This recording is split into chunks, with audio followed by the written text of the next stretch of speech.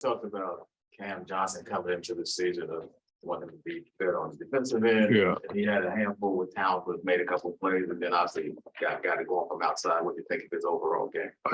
I think he's getting more comfortable with the role.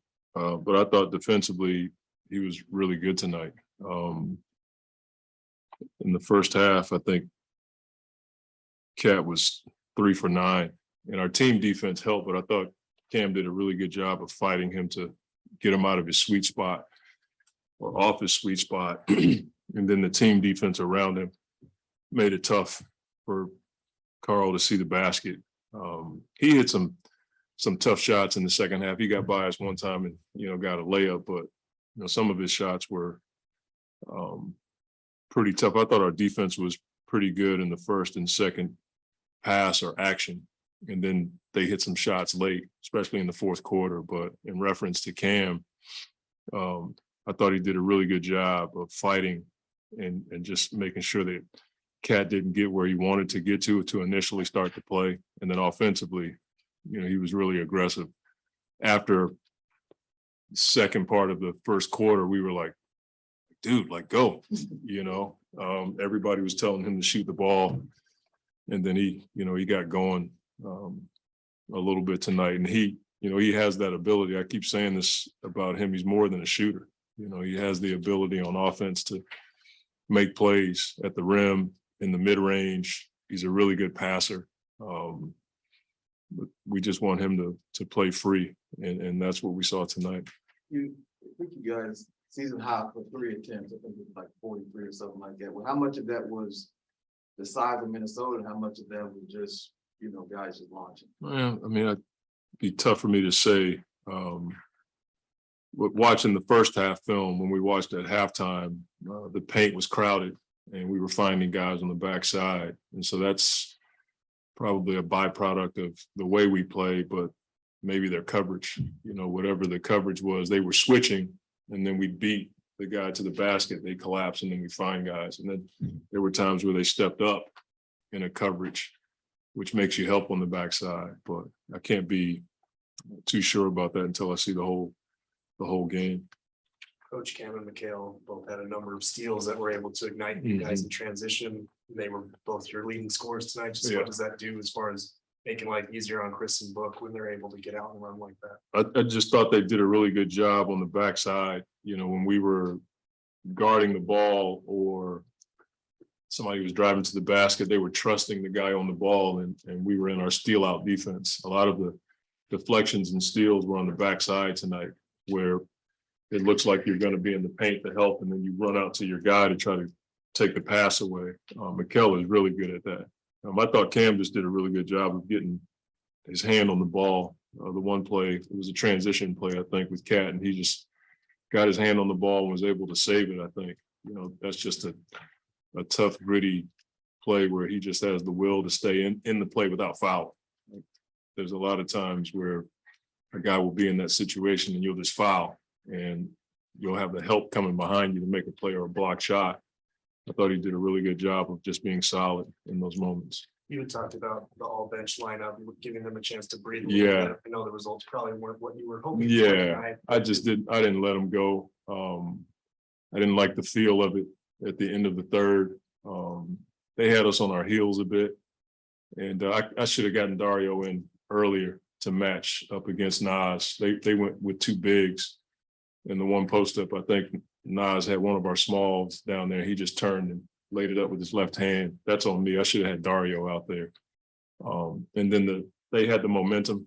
And I think it was a 2-point game when I made the change. I just didn't want to put them in that situation.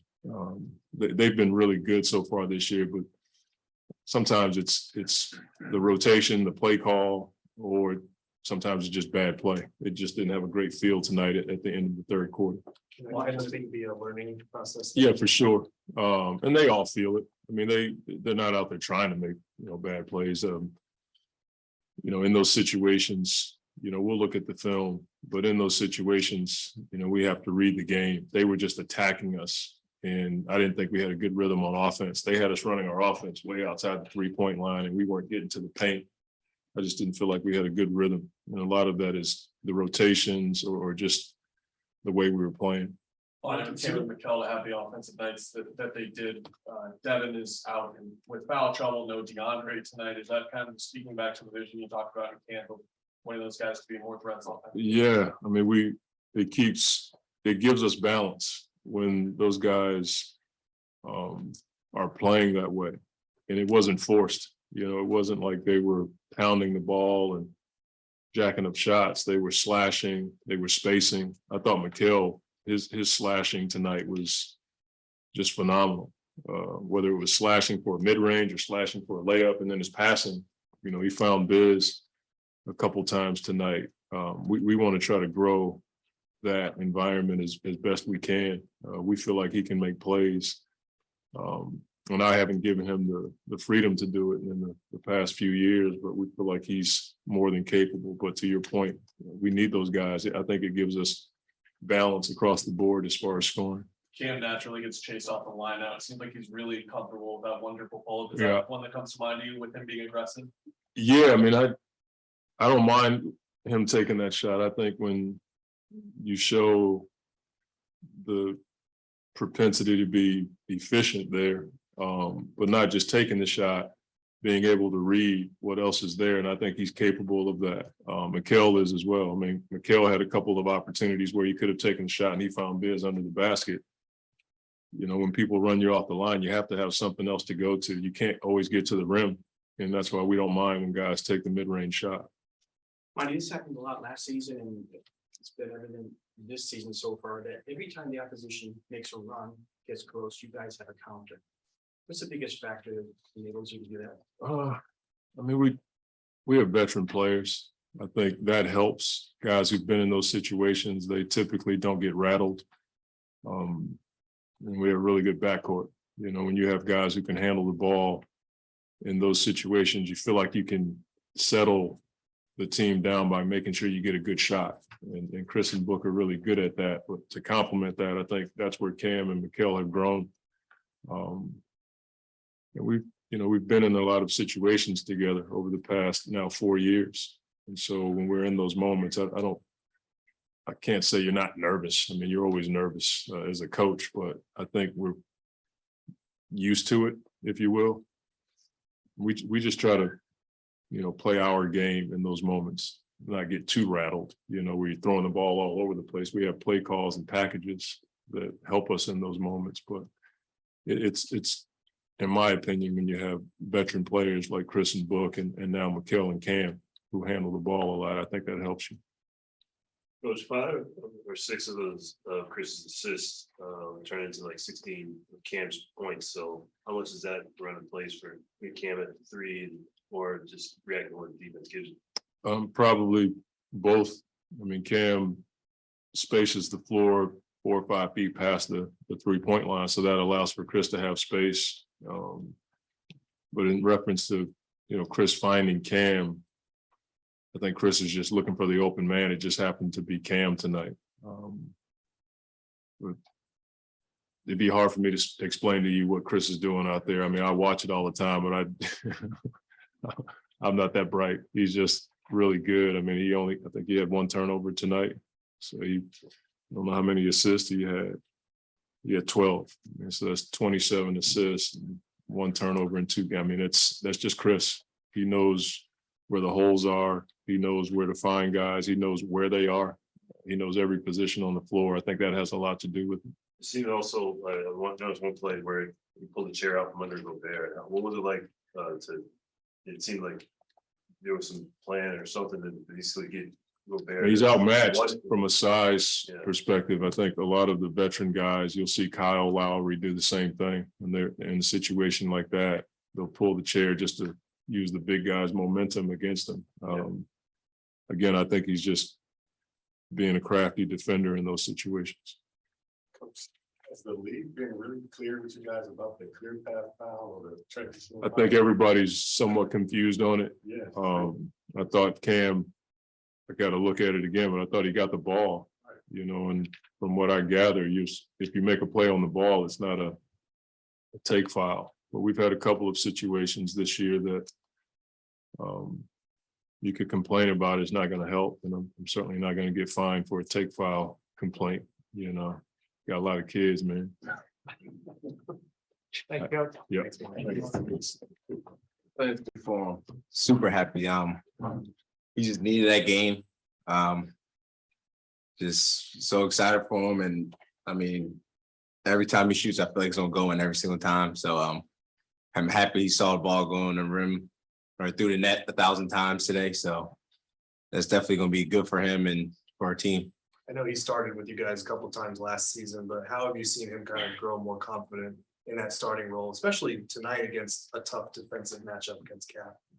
He's doing great, just like taking advantage of opportunity and taking shots, but driving and also getting all the way to the rim and passing, like literally doing everything. And I think the biggest thing for him is his defense got so much better and he's just taking a lot of pride and, you know, just not going sad, like just locking up and being tough and physical. So he's been hooping.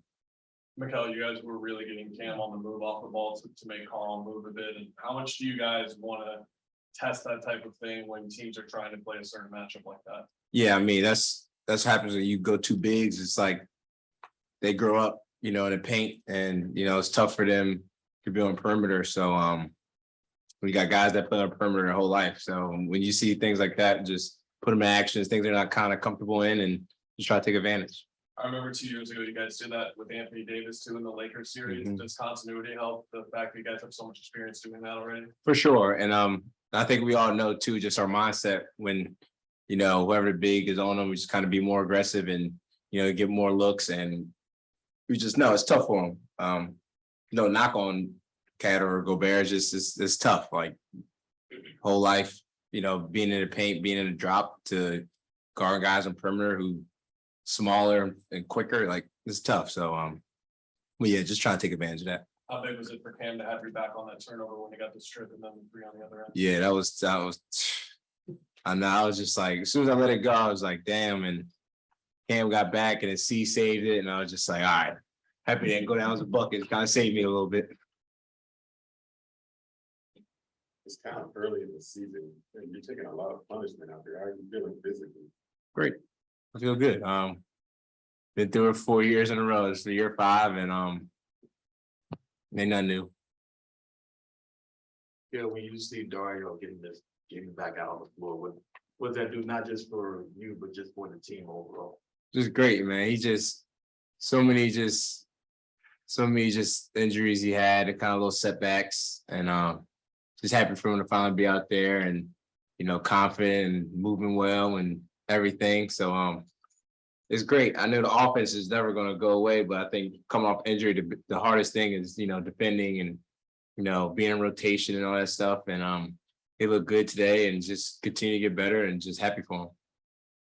With those 2 7-footers out there, a lot of the time, Bismack and Jock's job was basically to box out while everyone else had to gang the rebound. You know, Booker and Chris Paul and the team rebound.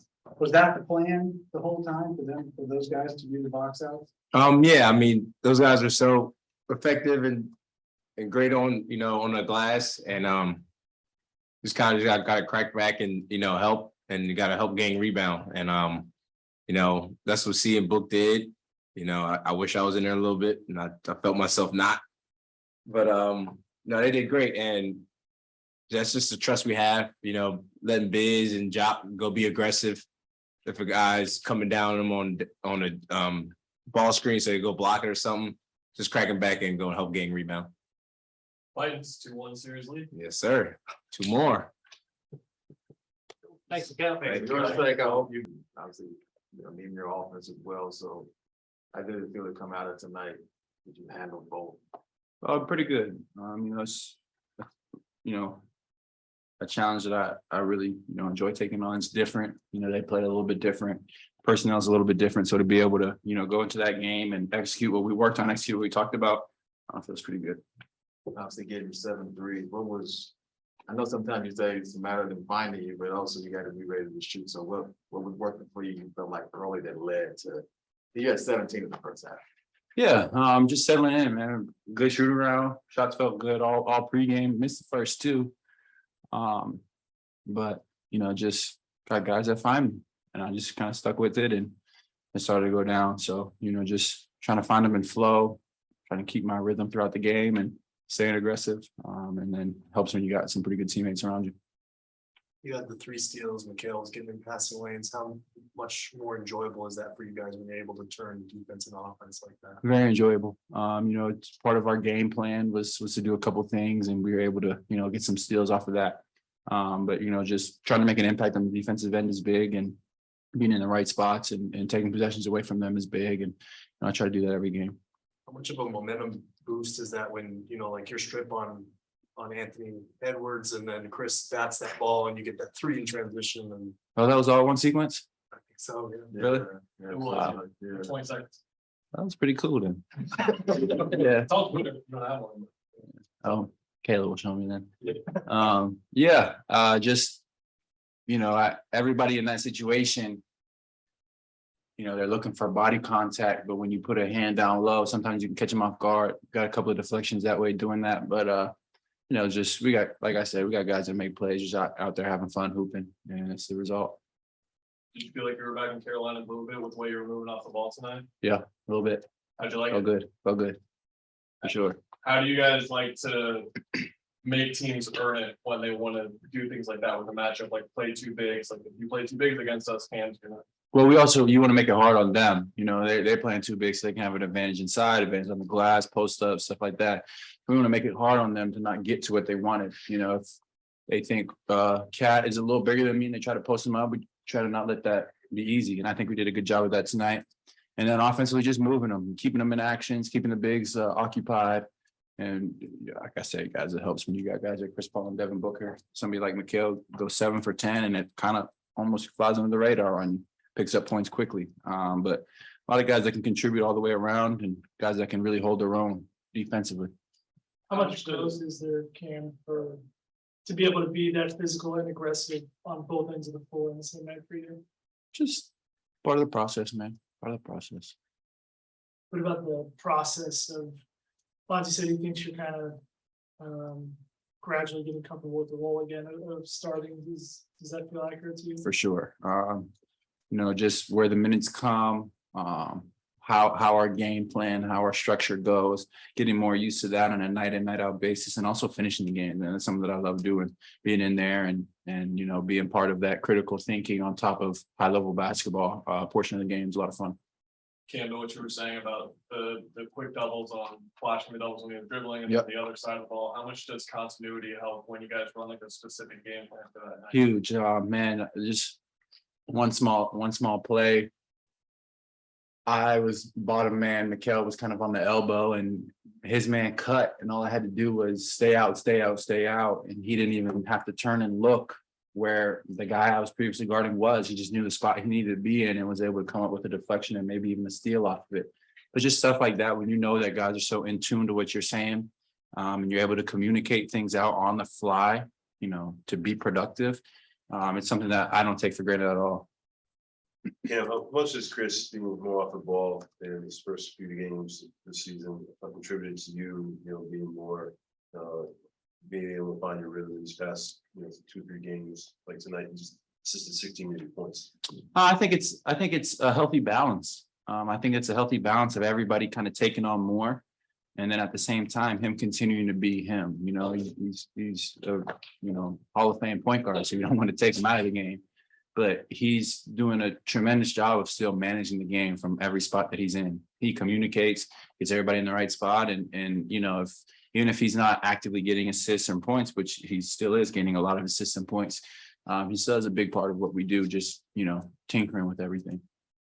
Monty said at some point in the first quarter, talking to you, I don't know if it was him or someone else, but they're like, dude, like go. Yeah. After I missed those first 3 shots, they're like, what do you like? I came off a handoff and didn't shoot it. They're like, what are you doing? Like, they looked at me like I was stupid. I was like, all right, guys, like I get the memo. Like, but just I tell you guys all the time, it's really helpful as a shooter when you have coaches and people that encourage you to take the next shot, even if you're 0 for 10. You know what I mean? I've had the opposite in my career where coaches have, stop shooting. What are you doing? You got that in the back of your head. But when you got everybody's confidence behind you, every shooter knows it helps a lot. So, just continuing to do what I do, and we work on it. Chris Paul just said in the locker room, I heard him, So no matter how many shots you miss, we work on them enough to continue to shoot the next ones. It's not like it's our first time shooting a basketball in any situation. So just kind of going with that mindset and just playing the game and forgetting about the past. You've had coaches tell you to stop shooting? Oh, for sure.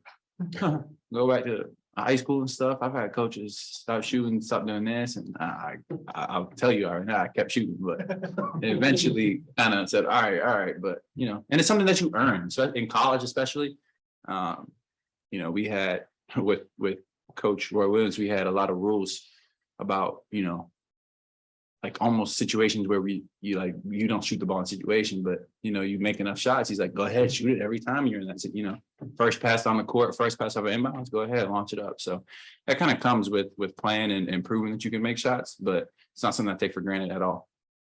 But there's some chatter between you and Cat at the beginning of the game, because last year you got ignited when Randall got you ticked off and you ended up just going off and you won a game for us. This year you matched up with a guy like Cat. Did anything kind of get you kind of ignited to cost tonight's? No, it was like, do you think I fouled you on that play? Or like, you definitely hit my arm. Like, it wasn't like, you know, going at each other, barking back and forth. It was just like a literal simple conversation. Like, what are y'all, like, what are y'all running? Not that he's gonna tell me, but I ask players all the time, what you guys running? Like, who are you looking for? And sometimes I get a response. Someone ever told you? Yeah, I'd be like, I ain't doing nothing. And they don't do nothing. So I like, there's, well, it's just like, I don't know, there's just a lot of conversations on the court that happen all the time. Or maybe they're trying to trick you so that like, I would be the type to be like, I'm not doing nothing and they're not doing nothing. So they trust me a little bit. And next time I say, I'm not doing nothing and I'm doing something and they're relaxed. So I almost had to take that with a grain of salt, but yeah, there's a lot of small conversations on the court. Some, not all of them are like chippy, like I hate you, I want to rip your head off. Some of them are just simple. Slightly annoying. Yeah, a little bit. I thought out as this strategy, this verbal strategy. This is something you thought of to do, or it just naturally comes? We play a lot of basketball games, man. If you're just out there, like we talk offensively, defensively, and you know, talk to each other, but you know, you spend a lot of time on the court. So sometimes you just end up talking to people. I've probably been doing it since middle school, high school. I don't remember. Yeah. Who's the best trash talker on the team? Best chat.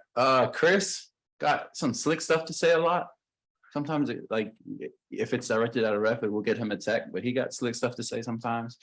Book can chatter a little bit with the best of them. Mikal, when he gets going, he don't necessarily like come up with anything clever, but he just kind of sounds crazy. He started talking to the other benches last year. Yeah, exactly. And he like throws a three when he makes a three. Like he could probably get under people's skin that way. And it doesn't even have to always be like verbally, just actions be like making the other team annoyed or whatever. It's a good starting five in that department. Yeah. And DA, don't get me started on DA. It's talking too. Thank you.